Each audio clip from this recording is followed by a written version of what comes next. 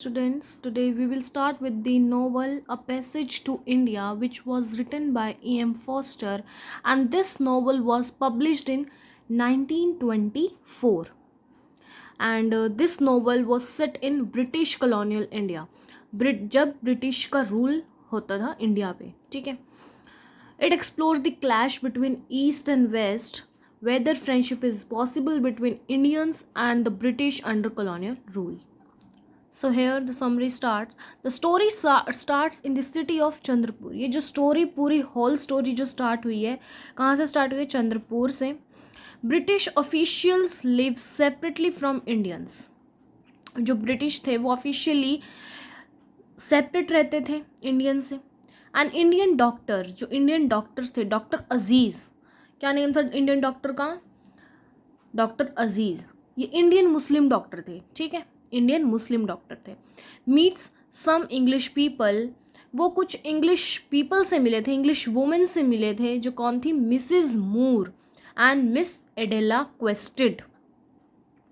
They are kind and want to know the real India.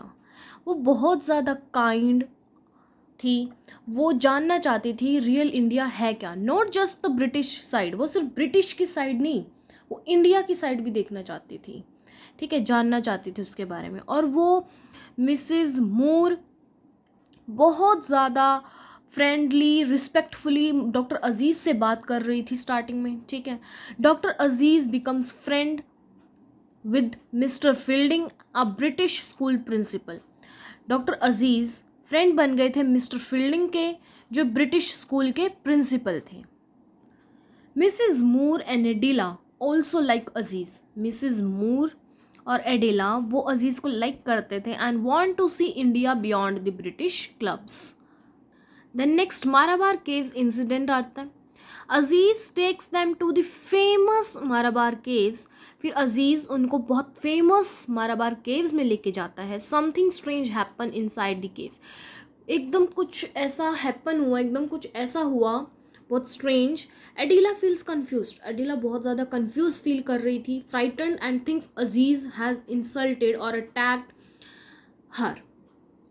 एडिला को लगा कि अजीज़ ने उसकी इंसल्ट करी और उसके ऊपर अटैक किया. Aziz is arrested by the British.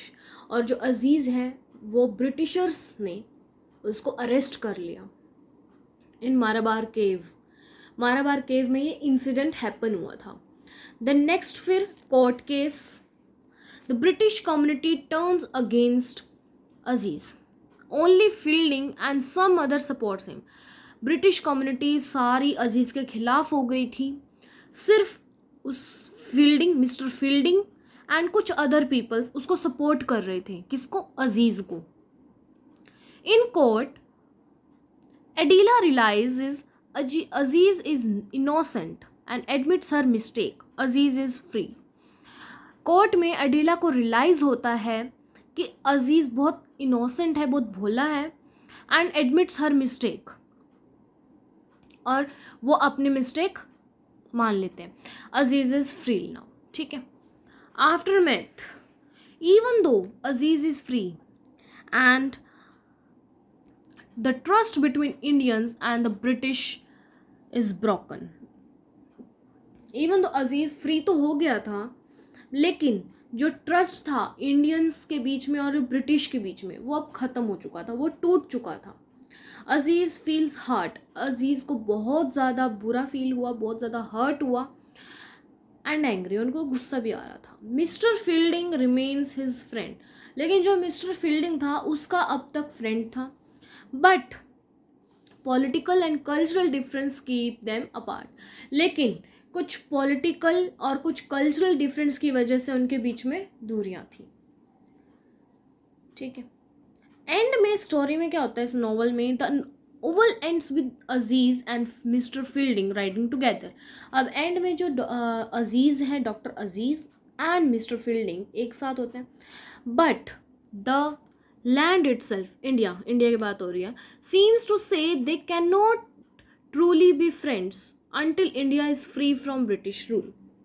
इसमें इंडिया की बात हो रही है कि seems to say they cannot truly be friends. वो ट्रूली फ्रेंड्स नहीं हो सकते हैं अनटिल जब तक इंडिया इज़ फ्री, जबकि जो इंडिया है वो फ्री हो चुका, फ्री फ्रॉम ब्रिटिश रूल।